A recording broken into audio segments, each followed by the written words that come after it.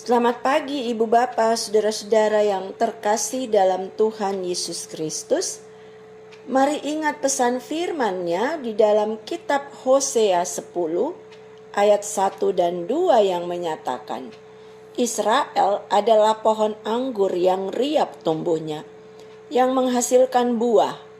Makin banyak buahnya, makin banyak dibuatnya mesbah-mesbah. Makin baik tanahnya, makin baik dibuatnya tugu-tugu berhala. Hati mereka licik, sekarang mereka harus menanggung akibat kesalahannya.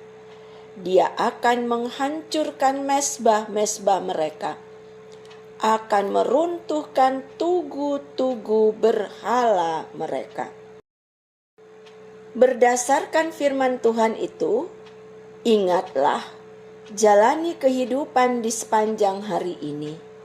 Jangan menyimpang ke kiri atau ke kanan, karena Allah kita adalah Tuhan yang tidak kompromi dengan dosa.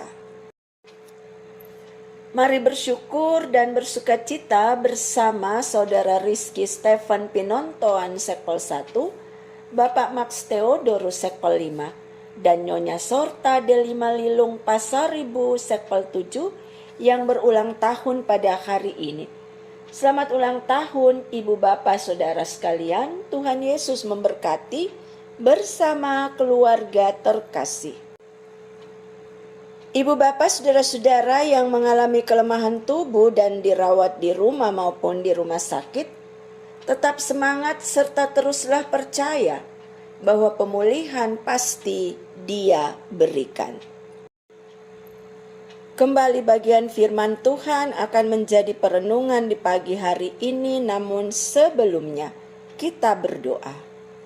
Tuhan yang baik dan selalu menyatakan kebaikan-Mu, kami bersyukur untuk hari baru yang Tuhan Yesus berikan. Kami imani Engkau senantiasa merahmati kami, termasuk ketika pagi hari ini santapan rohani firman-Mu akan kami baca dan renungkan. Kiranya kami mampu untuk memahami dengan baik dan benar dan melakukan dalam kehidupan yang Tuhan percayakan bagi kami dan seisi rumah tangga kami. Amin. Sabda firman Tuhan pagi hari ini terambil dari surat Paulus kepada jemaat di Kolose pasal 2, ayatnya yang pertama sampai kelima yang menyatakan, karena aku mau supaya kamu tahu betapa beratnya perjuangan yang kulakukan untuk kamu dan untuk mereka yang di Laodikia dan untuk semuanya yang belum mengenal aku pribadi, supaya hati mereka terhibur dan mereka bersatu dalam kasih, sehingga mereka memperoleh segala kekayaan dan keyakinan pengertian, dan mengenal rahasia Allah, yaitu Kristus. Sebab di dalam Dialah tersembunyi segala harta, hikmat, dan pengetahuan. Hal ini kukatakan, supaya jangan ada yang memperdayakan kamu dengan kata-kata yang indah, meskipun aku sendiri tidak ada di antara kamu. Tetapi dalam roh aku bersama-sama dengan kamu, dan aku melihat dengan sukacita tertib hidupmu dan keteguhan imanmu dalam Kristus. Di pagi hari ini, mari kita ungkapkan pujian kita kepada Tuhan.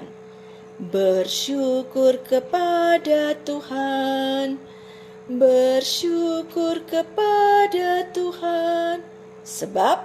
Sebab Dia baik, dan kebaikannya Ia nyatakan kepada kita hari lepas hari. Karena kebaikan Tuhan yang dirasakan dan menjadi pengalaman hidup Paulus sebagai Rasul Allah, membuatnya tetap semangat Dan semangat itu pun ia hadirkan kepada setiap jemaat yang ia layani, agar mereka juga bersemangat hidup di dalam Tuhan. Sekalipun bagi Paulus sebagai pribadi pelayan Tuhan, tidak sedikit tantangan yang ia hadapi dalam medan pelayanan yang Tuhan percayakan baginya. Oleh karenanya, ia pun mengobarkan semangat yang sama yang dirasakannya untuk umat Tuhan juga tetap semangat menjalani kehidupan yang Tuhan percayakan bagi mereka. Secara khusus bagi jemaat yang berada di Kolose. Paulus mau mengatakan lewat perenungan pagi hari ini bahwa selama masih diberi nafas kehidupan oleh Tuhan, manusia akan selalu mengalami tantangan dan ancaman. Sehingga jangan pernah berpikir bahwa hanya kita saja yang hadir sebagai pribadi beriman mengalami tantangan dan ancaman sebagai penderitaan hidup. Karena penderitaan adalah fakta yang tidak bisa kita tolak, dan itu bisa datang kapan saja di tengah-tengah kehidupan manusia, termasuk di tengah-tengah kehidupan pribadi dan keluarga-keluarga yang beriman kepada Allah. Tantangan dan rintangan serta ancaman kehidupan sebagai penderitaan yang dialami oleh kita juga dialami oleh orang lain. Oleh karenanya, jangan kita hadir dan menuntut orang lain untuk mengerti dan memahami kita. Tetapi kita pun harus mengerti dan memahami kondisi mereka yang ada di sekeliling kita, agar kita bisa hidup bersama-sama dalam situasi sulit ini, untuk bersama-sama kuat dan menemukan jalan keluar dari setiap gumul yang kita hadapi dan juga sekeliling hadapi. Pemahaman itu bisa terjadi jika ada interaksi dan komunikasi yang baik dan benar dengan sesama. Dan itu yang terus-menerus dibangun oleh Paulus dalam pelayanannya di tengah-tengah jemaat-jemaat yang dilayaninya, termasuk di tengah jemaat yang ada di Kolose dan di Laodikia. Karena itu, Paulus meminta mereka agar bersatu dalam kasih untuk dapat menghadapi pengajaran-pengajaran sesat.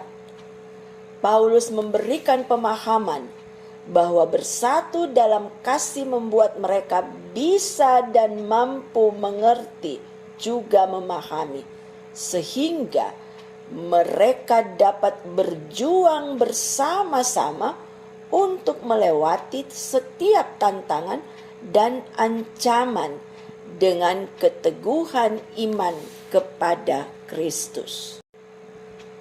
Apa yang diarahkan oleh Paulus kepada jemaat di Kolose dan Laodikia secara khusus, ini juga yang mau diajarkan dan diarahkan kepada kita pada hari ini, agar pertama, hadirkan kepedulian dalam kehidupan dengan sesama. Sekalipun situasi sulit menjadi bagian kehidupan kita, sesama yang ada di sekeliling kita, khususnya saudara seiman. Yang kedua, mari kita saling mengingatkan dan menguatkan, terlebih lagi dalam situasi sulit ini, sehingga ada banyak orang beriman dikuatkan, karena situasi ini berdampak pada kehidupan yang sangat luas, termasuk dalam kehidupan beriman. Oleh karena itu, bersatu dalam kasih akan membuat setiap orang beriman mampu untuk melihat dan percaya kepada Tuhan, serta tidak ragu dalam mengatasi tantangan dan rintangan serta ancaman dalam kehidupannya. Perlu diingat, sebagai pribadi dan keluarga beriman serta gerejanya, kita tidak sendiri menghadapi situasi ini, karena Tuhan punya cara untuk menolong kita, dan Ia beracara untuk mengatasi setiap pergumulan kehidupan kita. Peduli dan berusaha untuk keluar dari permasalahan hidup itu baik, tetapi peduli dan membantu orang lain untuk juga keluar dari gumul kehidupan mereka itu penting untuk kita hadirkan dalam situasi saat ini, karena pastinya Tuhan juga menopang kita untuk menjadi berkat bagi orang lain. Jangan pernah berhenti untuk hadir sebagai garam dan terang Tuhan bagi sekeliling. Saudara-saudara, mari sehati dalam doa pagi hari ini. Kami bersyukur memiliki Tuhan yang hebat seperti Engkau ya Tuhan Yesus. Kuasa-Mu dahsyat dan penyertaan-Mu luar biasa. Kehidupan kembali Engkau berikan, dan pastinya keberkatan pun menjadi bagian kehidupan kami di sepanjang hari ini. Kami mengawali kehidupan kami dengan berita firman-Mu yang menjadi santapan rohani kami di pagi ini. Mampukan kami untuk melakukan dalam hidup yang Tuhan berikan, agar keberkatan melalui berita firman-Mu ini menjadi milik kami dan juga boleh dirasakan oleh orang lain. Ketika kami menemukan kekuatan, yang lain juga boleh menemukan pengharapan lewat kehadiran kami sebagai pribadi dan keluarga yang percaya kepadamu. Terima kasih Tuhan Yesus. Teruslah berperkara mendatangkan kebaikan dalam kehidupan kami, termasuk dalam kehadiran kami sebagai persekutuan gereja-Mu di sini. Kami tahu kami tidak sendiri, dan Engkau sudah menyatakan bahwa Engkau tetap beserta dengan kami. Terima kasih Tuhan Yesus. Hadirkan kami terus sebagai garam dan terang-Mu bagi sekeliling. Ini kami yang berharap dan bersyukur, dalam kasih Kristus Yesus kami berdoa. Amin. Selamat pagi.